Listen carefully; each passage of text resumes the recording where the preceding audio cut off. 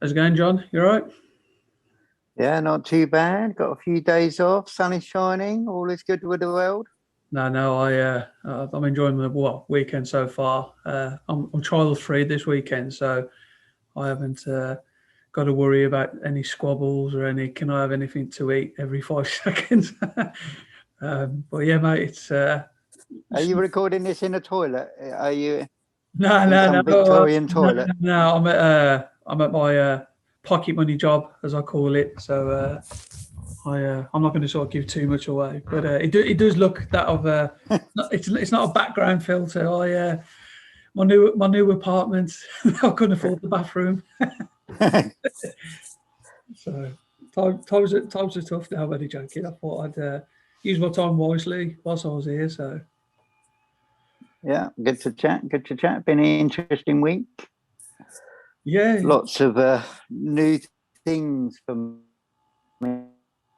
me to learn this week. I reckon I had a really good conversation, and I don't know if I mentioned this in a chat before, but I had a really good conversation. I love learning new things and new perspectives, and yeah, it's been really interesting conversations all round. You know, I think one of the things we've all heard the adage of being a jack of all trades but a master of none, and it's always been something that's sort of been thrown at me by myself, to be honest. But when somebody mentioned at work about that being a really useful quality, and sent me a link, and I read up a bit more about where it came from and the meaning of it and stuff. It really is highlighting what I like to think I am good at, which is learning new skills. And really what it was just that acknowledgement that I'm the sort of person that likes to learn new things. And you get a smattering of things across the board, but don't necessarily, like society wants you to boil that down to be an expert in one thing. And we all know people that are really good at particular jobs and particular ways of doing things, and they're the experts that you go to. And yeah, it's just really interesting hearing that and just acknowledging, oh yeah, I am a jack of all trades. That's because I'm really good at learning new things. I'm really curious about them, and I've had a lot of new things thrown at me this week that I've sort of learned, especially around sort of IT and stuff like that. And it's just like, oh, that's really interesting. yeah. I think it, I kind of don't like that phrase. You know, it's kind of frowned upon, I think, sometimes. Oh, you're a master of all trades, but or is it jack of all trades, master of none? And I kind of disagree with that. Yeah, But I was doing my I don't know if I told you, but I'm on a level 5 tutoring teaching qual through work, and I'm just going to quickly share something because that kind of got brought up yesterday, which I thought was quite interesting about the role of mentoring. Now, I'm not so sure; it's probably not the best quality, but I'm sort of going to see what I can show the audience. But motivation, advice, success, direction, coaching, support, goal orientated, and training. And they were sort of mm, talking about like when you're coaching and mentoring, or tutoring, even your role sort of like comes, like you said, like you have different hats to play, roles to play. Even have to wear different hats for different roles to play. And I think it's important, mate, that that you are open to learning and because you don't know what scenario you'd use it in.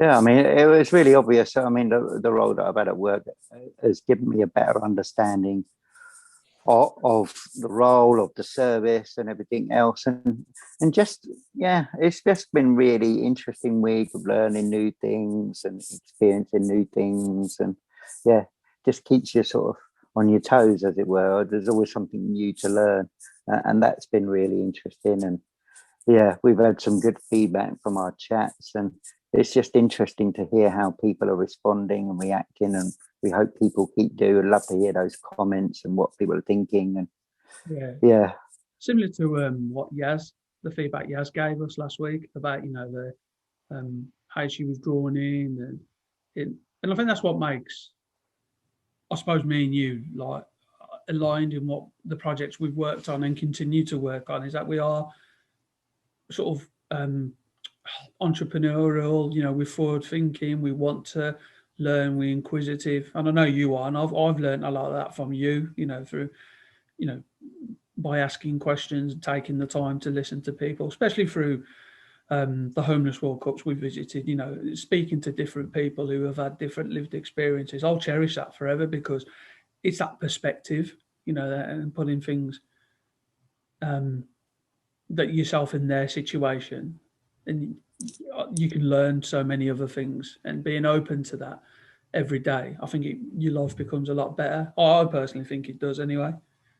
Yeah, I mean, one of the topics that Eamon, who I've just been chatting to in Australia, has been leaving a few comments. He mentions something, and I thought it'd be interesting. He suggested and recommended, and we're always open to that. It brought up a new concept of those moments, what I call sliding doors moments. What makes us who we are, the decisions, if you like, those sort of might appear really minuscule little moments in your life where you could have gone left, could have gone right, and it's interesting that he brought that up. Is that's what sort of forms us and why that is the way that we are. It's really, I find that fascinating, when he was talking about that. I suppose, like, as I was gazing into the screen, just I had a few of those moments just sort of go across my head like that. That's what it felt like. Which ones came to mind straight away? But you mentioned it, and quite a few just went through my head. Yeah, it's just interesting how the decisions that you make sometimes, and they can be small decisions, to walk away from somebody, talk to somebody, go for that extra drink, instead of going out, you ended out and all of that stuff. It's just, there's so many moments, and without going into big details, there's some real pivotal moments when I was sort of 17, 18, 19 that I think, how different my life could have been. Oh yeah, I mean, the minute if I hadn't have gone down that path, if I hadn't have stopped. The minute you said sliding doors, like I said, that's what came up in my head. And we've spoken about this in previous episodes, but apart from that, there's definitely a few moments where I'm glad I made the decision that I did. And then there's other scenarios where obviously I thought, like bollocks, like maybe not the best of choices, but it's interesting because part of me thinks, like, is it part of the process? Is it what's panned out for you? But then you're the creator of your own destiny. I'm also a believer of that as well. Yeah, it's interesting, isn't it? Because it is like, you can't be who you are right now without having all the experiences that you've had up to now. Yeah. And yet, if people are honest with themselves, people say no regrets. I don't really know anybody that doesn't have regrets, and I think that's really what I'm sort of saying. There are moments in my life when I wish I had done something different, that I had said something different, I had reacted differently, or walked away instead of getting into a row with an ex, or a colleague at work, or walked out when couldn't control my emotions and stuff. There's been so many moments, Stuart, like that. I think once again, like another conversation that's been away from here. And you mentioned to me the other week about the now, and I really, really absorbed that. I really tried to like reflect on like now, like what's my decision now? I can't control what happened, or I can't amend even what happened 10 minutes ago or whatever, and I can't necessarily foresee what's happening 10 minutes or 10 hours from now. But what I do now is really key, and that's something I've been mindful of, because the choices I make now, like, and having that time to actually pause instead of something else that I've stolen from your pearls of wisdom is the don't make a permanent decision on a temporary feeling. And then that's kind of something else I've really mastered. Well, I wouldn't say mastered, I'll take that back, but trying to work on, sort of have that moment to. It's a recognition of that. The start of that journey has got to be, you at least recognize that happens, that is happening. And there's been plenty of times like today, unashamedly, this week made a decision to look after my own mental health. I went, no, I need some time out. I had some time in lieu from work. And I went, no, I need to go home. I need to stop and I need some time to think, because I knew that if I didn't, I could foresee me making a poor decision on a temporary feeling. Yeah. I wasn't feeling the best. I was reacting incorrectly, you know, and I could tell I was just niggly, you know what I mean? Just feeling really grouchy, and the basic things that people were asking me, it was starting to really get to me. I was like, if I don't react and do something about this now. So I went away, I walked away for 10 minutes, had a walk around the block, came back and I went, no, the best thing I can do for me, which is the important thing, is walk away. Yeah. Walk away for now. Yeah. And the very mature decision, isn't it? When you're in that position where you can obviously make and think those things through to make those choices. And I've been similar. Like, I'm not going to go into great detail because obviously it affects, you know, it's evolved around my job. But I kind of had discussions and conversations, and I fought it through, took a step away, and then conversations were had, and I felt so much better having it off my chest. And it was all positive, you know, career, personal development. And but then, like you said, sort of taking that moment to recognize your own health is important, because without that, you can't really do much else, can you? Yeah, I mean, that can, you know, when people talk, and I don't know if, you know, if you've ever sort of seen what they talk about, like this, the valve at the top and the steam building up, the pressure cooker. That's what it felt like. And I knew if I didn't take that time out to release that valve, to let that steam out with everything that's going on professionally and personally, just how I am, if I didn't let that steam out in that way and take, I don't know, 6 hours, I think it was, off work and go, no, I knew it would have got worse. I knew I would have felt worse. It's not going to go away. The feeling's not going to go away unless I do something different now. Yeah. And I think that, you know, I'm sure people listening will have experienced that and been in that sort of environment, you know. And they talk about taking, you know, a mental health day, and that's a sort of common thing at work now. You know, it is in art now, and that's why I'm quite blessed, you know, to work in the organisation that I do, that acknowledges that, really. And I just, you know, if people are feeling like that, I would really encourage them to sort of stop, you know, one day out of just, you know, your working life, how many years or whatever. It might make all the difference. You know, we talk about mental health, and obviously there's lots of people experiencing, you know, very poor mental health and mental health illnesses and stuff. But the reality is, it's the day to day. For your average bloke, which we now recognise we are average blokes, you know, that's the reality. It's ebbs and it flows, and some days are better than others. And Yeah. I went back to work and I was perfectly fine. And, you know, and people then were even acknowledging, oh, it's good to see you smiling today. I was like, yeah, because I feel like smiling today. The other day, I definitely didn't. Yeah. But it's similar to like conversations we've had in the past, isn't it? About, you know, sort of conforming to society, you know, sort of scorekeeper and that type of stuff. And I've learned that by being open and transparent and taking time away, I'm obviously more productive. I feel more myself. I think that's the key thing you said. Like, it's the best thing to be, isn't it, yourself? And having that time Yeah. to reflect on that.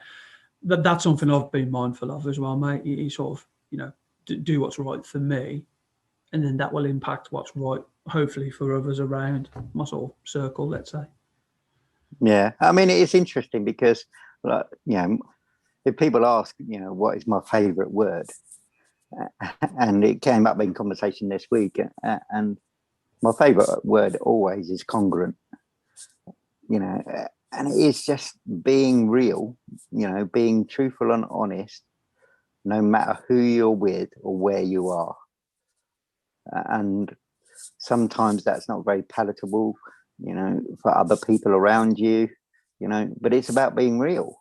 And that's what I was being real, you know. A conversation that was just about, you know, my access to certain things at work on the computer, And the guy flippantly turned around and he goes, well, it just, it all really boils down to is what he said, like, so who are you? You know what I mean? In terms of what he meant was, who are you in terms of what role you've got at work and where you are? And I was saying, well, that's a big, deep philosophical question. I'm still trying to figure all of that out, who I am. You want me to answer that in 10 minutes? And he laughed, and I was just like, that's me being real. Yeah. It's just like, don't ask me who I am. I'm still, I'm 56 and I still haven't figured that out. Yeah, I'm pretty confident. If I asked a range of people, a bit like, what do you call it? Pointless, is it? We asked 100 people who know who they are. I'm not so sure many would answer. It'd probably be a pointless. But that goes back to, isn't it? Like you were saying, and showing that visual then, Stuart, about the hats. Ask me who I am. I'm a husband.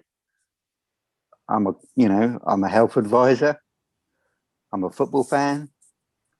I'm an uncle, whatever it might be. It's just, we all wear different hats. You're asking at that moment, that now, who am I now? Well, yeah. Depends who's asking. Depends what role I've got on, what hat I'm wearing, doesn't it?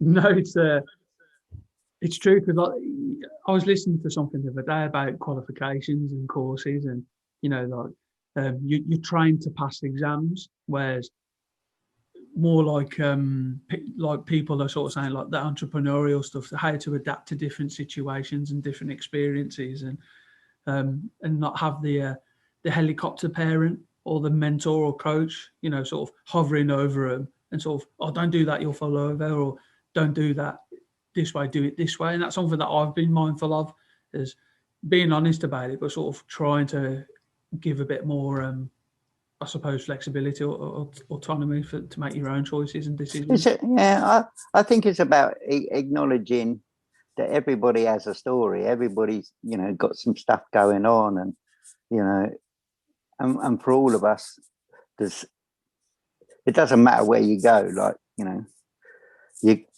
famously, the conversation that we had with Lee, from Australia, and he was, struggling one particular night. He said, I'm going to go for a walk. And I remember saying to him, well, leave your head here, because there's no point taking it with you. And it made him stop and think for a little while. It's just like, you're going to carry those thoughts with you. It doesn't matter how far you walk. You're going to carry those thoughts with you. Yeah, leave it here then, and go and have a walk. Because if you want to get away from those thoughts, and that's what it is really, it's just acknowledging everybody's got that story. You don't know what's going on in their life. And if you can approach, and the mantra that I try and wake up every day is, and approaching people with this, Stuart, sort of golden nugget of the day really, which is, no one is better than me and I'm better than no one. And if you just approach your life, which basically is sort of saying, it's empowering to me, and saying no one's better than me. So have that confidence. No matter who you're talking to, whether it be, the big boss at work, they're not better than me. They're just another human being going through their own stresses and their own experiences, and you don't know what's going on in their life. But equally, I'm better than no one. So don't judge people. Stop and listen. There's got to be a reason that they're saying that, in the same way that I would hope that they respect and understand, why am I being a bit snappy or not smiling today? Because I'm not 100%. Yeah, it's a very important message, but I think it's one not everyone absorbs or sort of wants to acknowledge that, do they? Because the amount of times you can be in the workplace or with your friends and family and whatever, and you're gas bagging about somebody else, or similar to what we've spoken about on our recorded, this chat and all the other chats we've had. You can't really control what people think, but you can control, like you said, to be non-judgmental, or understand that they will have, everyone has stuff going on behind the scenes. Everyone does, and it's all how you. I think that I'm trying to get my head around what you said, really, mate. You have thrown a nugget. Another grenade in. No. Incoming. Yeah, but it's true though. I think it's so important, and that's something that, oh, so and so hasn't done this at work, or so and so hasn't done that, and it's like, well, try and figure out potentially why, like, without sort of like you said, finger or thumb, Yeah. thumb or finger. And it's all of those things that they build up into an internal message. That's what eventually happens. We talked about this before, sort of nature, nurture, and life events. And they build up who you are, Stuart, to this point that the man that you are today is made up of all of those things, all those life experiences, all those little moments. That's why my head is sort of full of those sort of sound bites, because it helps me evaluate what's going on now. Why am I feeling like this? Why is that guy that's not doing something, at work that he should be doing? Why is that affecting me? Why am I so bothered about it? That's the best question. Why am I so bothered about it? And try and figure that out rather than run around angrily going, well, he needs to stop that. As I've said before, who died and made me God. Yeah. That, and if you can just take that sort of, like they say, when you're dealing with kids, sort of count to 10, just stop, just think, hold on a minute, who died and made me God? None of my business. Above my pay grade, as I say at work, above my pay grade. Yeah. Somebody else is being paid lots more bucks than me to go and do that. And it's the same in life, you see people, on the way back from work, cutting me up on the road, and you can see the lanes coming in. I'm like, yeah, carry on, fella. You're clearly in more of a hurry than I am. Let it go. Yeah, but that's so true, though, isn't it? I'm just thinking, like, all week I've had so many of those moments, like why am I getting agitated by it when it kind of affects me in some of the scenarios, but a lot of them is like, well, why do you think that is then, Stuart? What's your perspective on that? Why do you think that winds you up more? Why do you let it? I think it's just kind of like, I don't know if I'm throwing out something that I probably shouldn't say, but is it the way we're brought up? Is it societal? Something happens at work, and I'm talking about my whole work life, and someone's not done something, a particular task, and then it filters down, and then you end up having to do it, or you and whoever. It's, oh man, and blah blah. But then it's like, well, it's my job. So like if I've been asked to do it or help support it or develop it, and like I said, I've got so many examples, then I'll do it. But the classic one at the moment is like my kids, like they have a Mexican showdown about who has a bath first or who brushes their teeth first. And it's just like, just one of you brush your teeth. And then all of a sudden it's World War III. And it's like, I just like, I don't care who does it. Like I've brushed my teeth. I ain't moaning that. Have you actually asked them the question? Why do you care? Why do you care? I haven't asked them, why do you care? But what I have said to both of them. Because that's the question, isn't it? Don't you think, Stuart? That's the question. Why do you care? Yeah. Because I said, like, ultimately, you're both going to have clean teeth and you're both going to get to watch TV. And if it's something you both want to watch, I'll pause it. Simple. But then. But then you get what I'm trying to say, Stuart. And these people are getting an insight into the good conversations that we normally have, where I'm sort of challenging you a bit to just go, hold on a minute. If you keep explaining to them why they shouldn't care, you haven't actually asked them, why do you care? Yeah, well, next time I see them, I'll write it down. Uncle John wants to know, why do you care? Why do you care who goes first? I might get why is it so important? Because yeah. that's really, like you said, if it's about our upbringing, how we're taught, the role models and the scorekeepers, then ultimately the ideal is to teach people emotional intelligence, to recognize why they're feeling that at that moment. Yeah, you beat me to that. That's something I've really worked on because it's part of the qualification I tutor, like emotional intelligence around one of the behaviours. Anyway, I've said to like both of them, whose behaviour do you need to worry about? And that they both know the answer now. Like in my eyes, it's theirs. I said you don't need to worry about what so and so is doing, what so and so is doing, as long as you're all trying to do the right thing. That to me matters. And but I haven't actually asked them why they do that. Why is the magic question? Yeah. That's what always it's like I said, trying to figure out where that come from and why I think about why it is a never-ending circle in that sense. But I know that that's a core driver in my head that sometimes you need to sort of put a cap on it and stop that. You know, you can drive yourself insane like that. But equally, I think it's a really, when I talk about I'm a reflective person or introspective, I think that's what it is. I'm like to figure out why. Yeah, why am I thinking like that? And if I get an answer, then it helps quell it.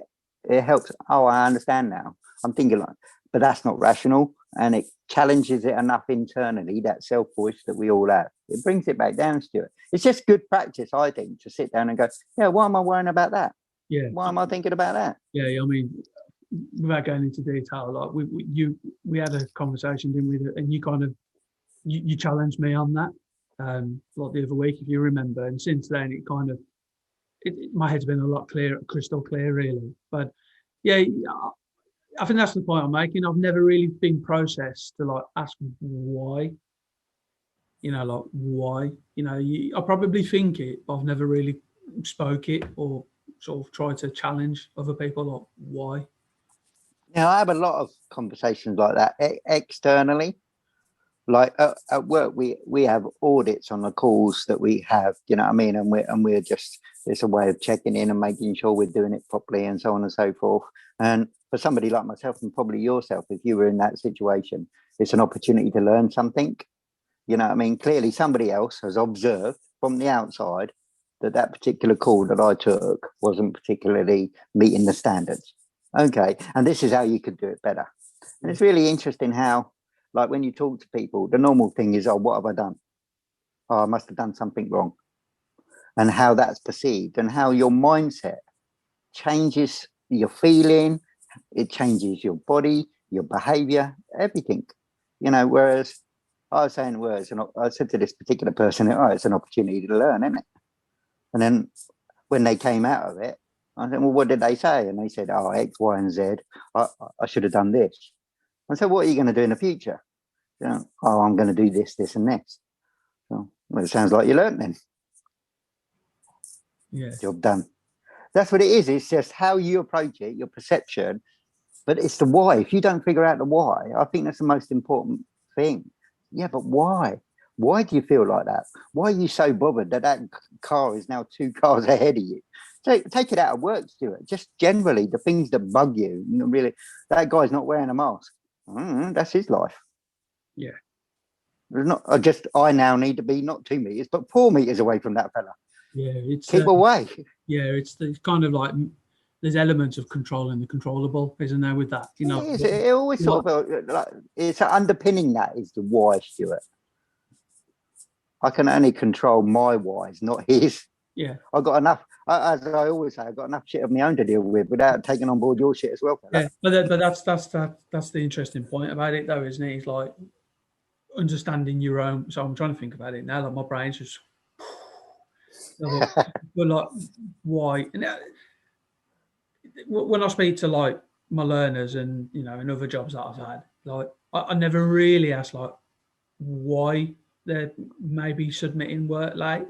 I kind of go bad cop on them. Well, you know, you 24 hours in a day, blah blah blah. And but then like now you've mentioned it, and it's such a probably that's the basic question, isn't it? That's the first question. Like I think it's the question for everything, Stuart. Honestly, it's the question that I apply to everything. I might not directly say yeah, but why? But I use my language. But sometimes I do, being congruent. I'm sitting there, I'm scratching my head, I'm going, but I'm being congruent again. I'm being real. I'm going, and how I would express that, you know, with friends, family, or whatever, like I did with you in Oslo, and so yeah, I don't understand.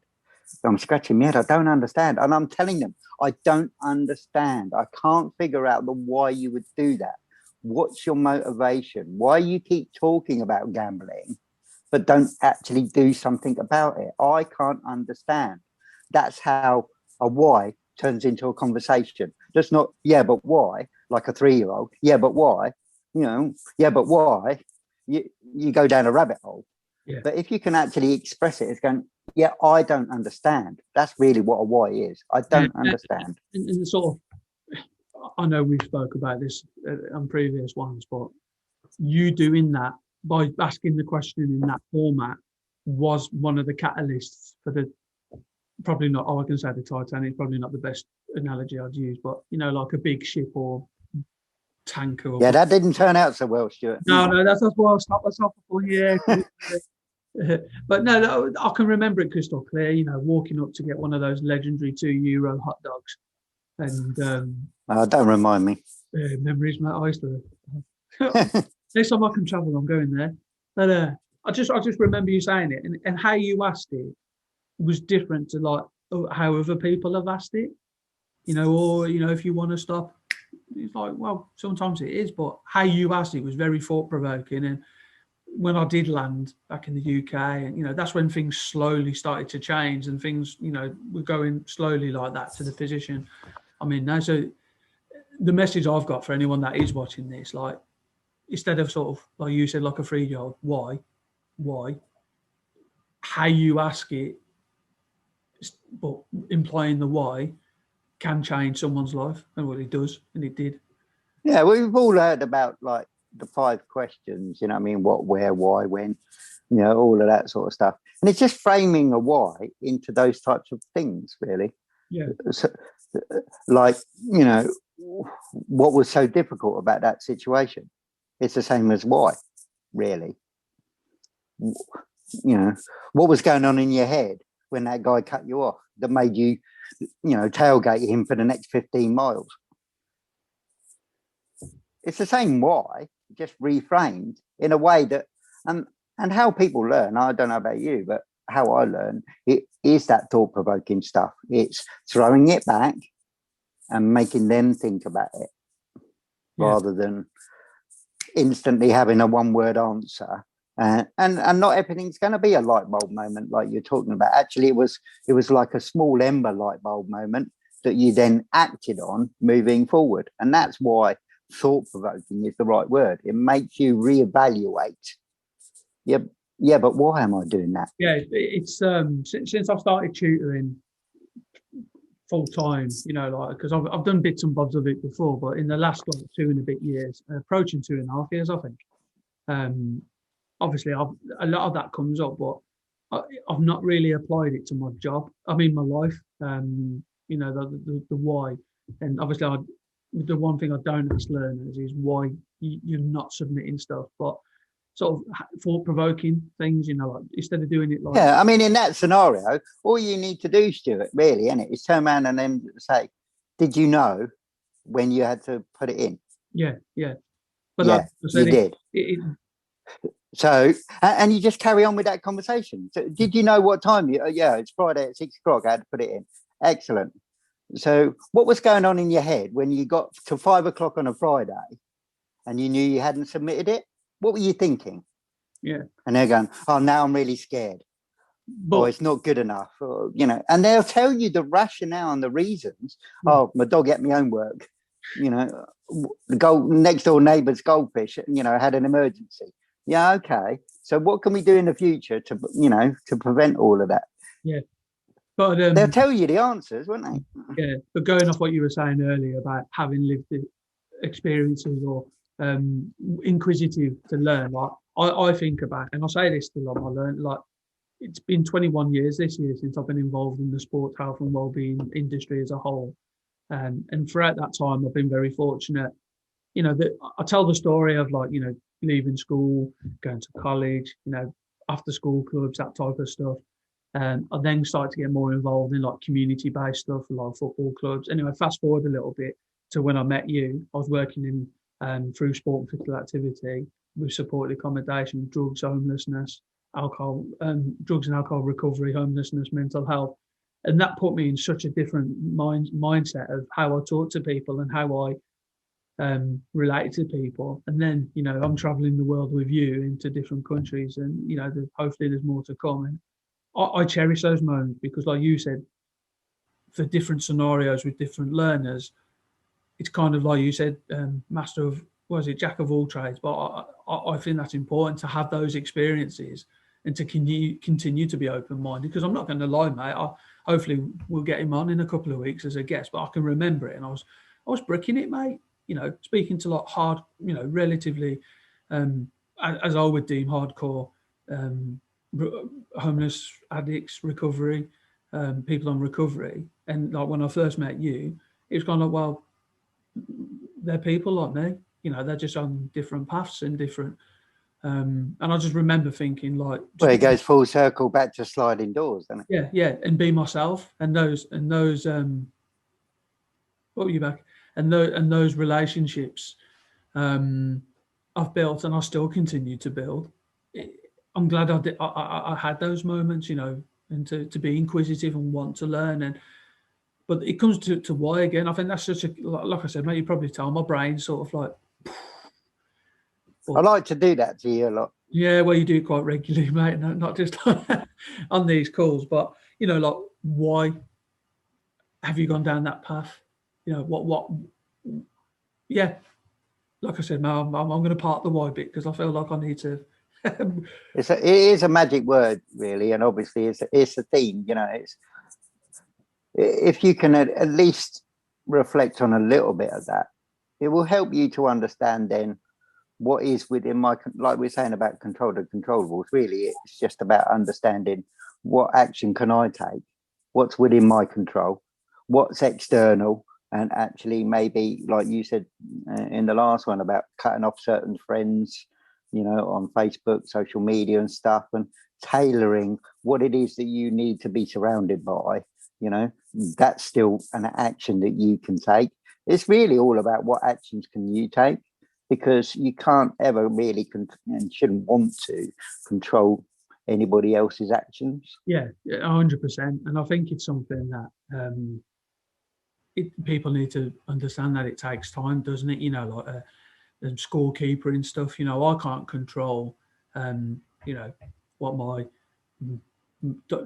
mentors, managers from, you know, the range of employment that I have, what they think or do. Like, I can only focus on me and doing my job the best I can to the best of my ability, with the care and compassion, and the rewards and incentives and whatever else will come in due course. But I can't worry about, and it's taken me almost 37 years to probably realise that. You know, like you mentioned on the personal phone call we had the other week, like, it's come and gone. Like, focus on now, do what's right now, and control now the best you can, and hopefully. Yeah, I definitely have learned to, you know, the majority of the time is the best way I can say it, to shut down what's going to happen next week. What's going to happen next week? What's going to happen tomorrow when I go back to work? I just shut it down. It's just like, well, what can I do about that now? Nothing. Okay. And that's something else I want to bring up, because I think this is quite an in-depth conversation, and it's probably something that my brain's honestly made. You have literally thrown a couple of grenades, and you've definitely like fired a few. But my nan says regularly says this to me. You know, I've been sorting out some lifetime ISAs and life insurance. You know, I tried to be all serious this week and sort a few things out. And she's like, you can sort it, but, you know, you don't need to massively, not worry, but she was kind of saying, like, you know, that's ages away. You know, like, do the right things now. You know, just save a little bit here and there. You don't have to have like a magical figure, or, you know, do what's right now. Don't sort of worry don't think too far ahead. You know, that's, and when you hear it off, you know, because sometimes you hear it off your family and you're like, yeah, okay, like, nod your head, yes, Nan. Whereas when it comes from different people, you acknowledge it, I think, and you open-mindedness to learn it. Yeah, I think it's really interesting, like this week as well, how certain things, like when we met, like you just mentioned, really, you know, inadvertently, like last week, you know, I heard something that I passed on to you through a chat about the thumbs and the fingers, you know, stuff. And then what's really interesting is you start to see it more and more in your life. It becomes really obvious. But it's been happening for years, probably, been happening for months. And then all of a sudden you're noticing when people are blaming and when they're taking accountability for themselves. You start, once something's in your head like that, it's hard to, as I described it this week, it's hard to unring the bell. Yeah. Once you've heard that noise, you've heard it. I use that one on my learners, mate, to be honest. So, you know, that analogy. And I think it goes down to being open-minded and inquisitive and wanting to learn. You know, I think obviously, you know, we announced in the week, you know, the free well, originally there was going to be one lucky winner, but we've decided for there to be three, and hopefully at some point we get to find out if they're enjoying their books or ebooks. But with podcasts, like I try and listen to a range of them, different ones, not just football and different things. And the amount of things you pick up on and how it's helped, particularly helped in life and conversations like this. And once again, I'm going to say it last time because it's definitely thrown my mind into it. But why people think, how they behave, what makes them do the things they do, why do they tick like that? It's definitely it just helps you. I think it helps you with your own self-esteem, with your own self-worth. If you can figure out like the generalized things of people react like that, and understanding fight, flight, and freeze, as they now added, and understanding, that people are created, like if we're created by, nature, a combination of DNAs, nurture, how we're brought up, and then those life events that have changed and altered our pathway, like we're talking about sliding doors, then that's the same for the other person. Yeah. So it's now trying to figure out, well, what are their filters? What are their triggers? What are those things? And you're observing that from a distance and making sure that you're not reacting instantly, but giving yourself a little bit of time to understand that process and see those things from your own, the old adage of, walk a mile in my shoes type things. And it's just like, okay, I try and understand that. And actually, I've been honest and congruent, and I've told them I don't like that, or, the best expression I've heard, one of the expressions I heard this week was, yeah, I totally disagree with that opinion, but I respect yours. You don't have to disagree. You don't have to get in a big row with people, and you can use that from a distance in a way, is what I've realized. Is actually, I have a different opinion and a way of doing things than you do, but I respect it. That's what you want to do. That's your life. You're the one that's going to have to face the consequences of that. I don't need to get involved in it.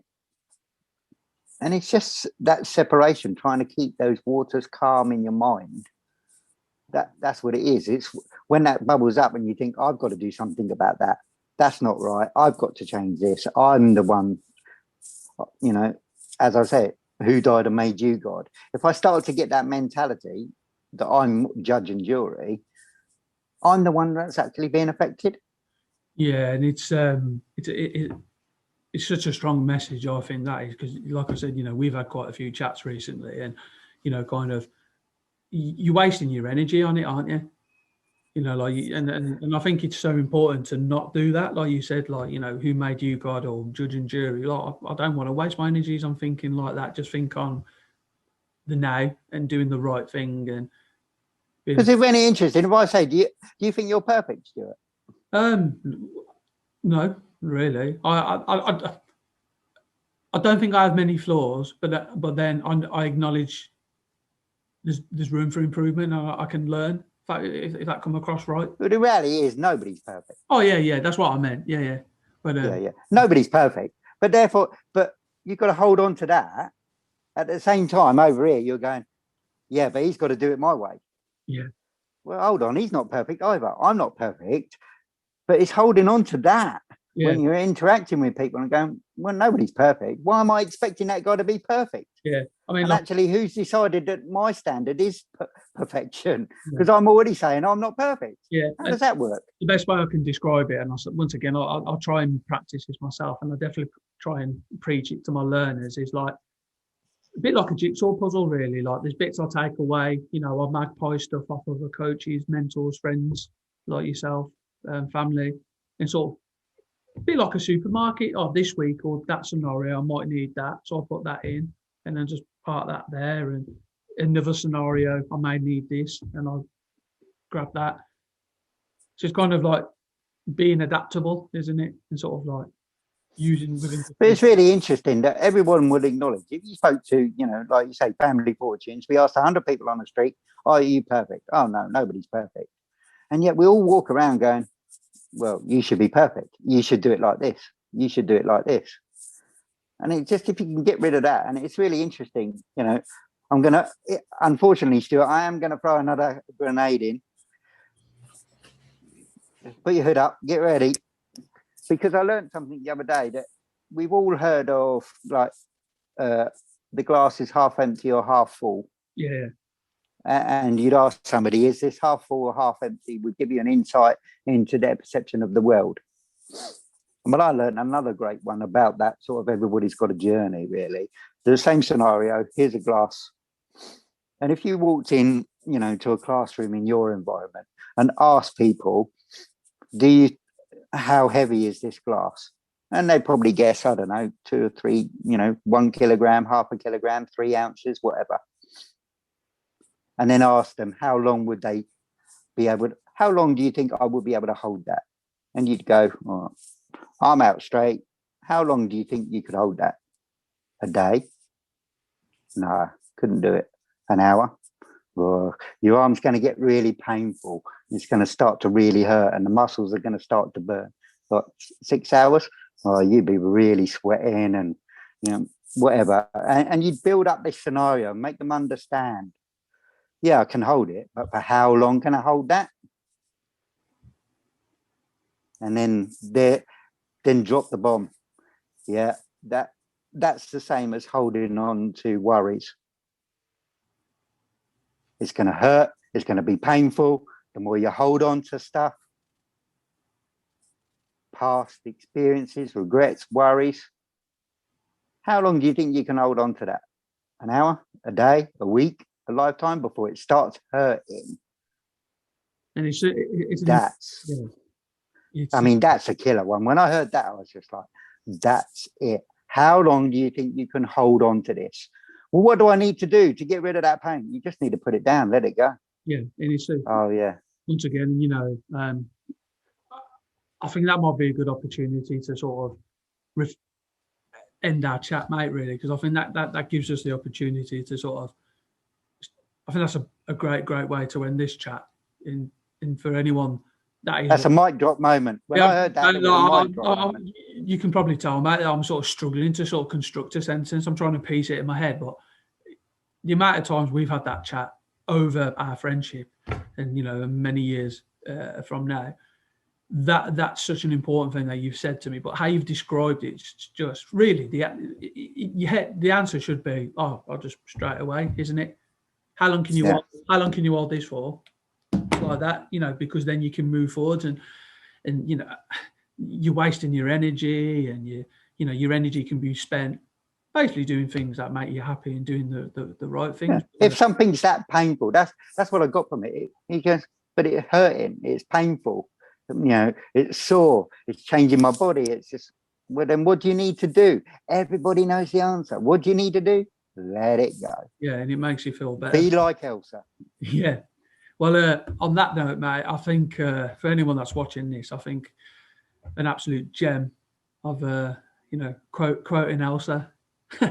You know, think things, you got to let it go, ain't you? And don't let it fester. But so for those of you that have watched, hopefully you've enjoyed it. In the next couple of weeks, myself and John are looking to do a Facebook Live, and we'll be sharing that with you guys. Please like, share, and subscribe to our YouTube channel. And leave some comments. We want to know your feedback. We want to know what you're thinking. Good, bad, indifferent. Yeah, 100%. And you know, like I said, we're looking forward to sort of inviting a range of guests, friends, colleagues, associates, potentially family members onto our chat. But John, as always, you've definitely blown my mind, and I know why you've done it, because you know you're a good friend and mentor, and you want what's best for those around you. So, mate, enjoy the rest of your Saturday, and I'll catch up with you soon. Yeah, will do, buddy. You take care. Have a good weekend. And you, mate.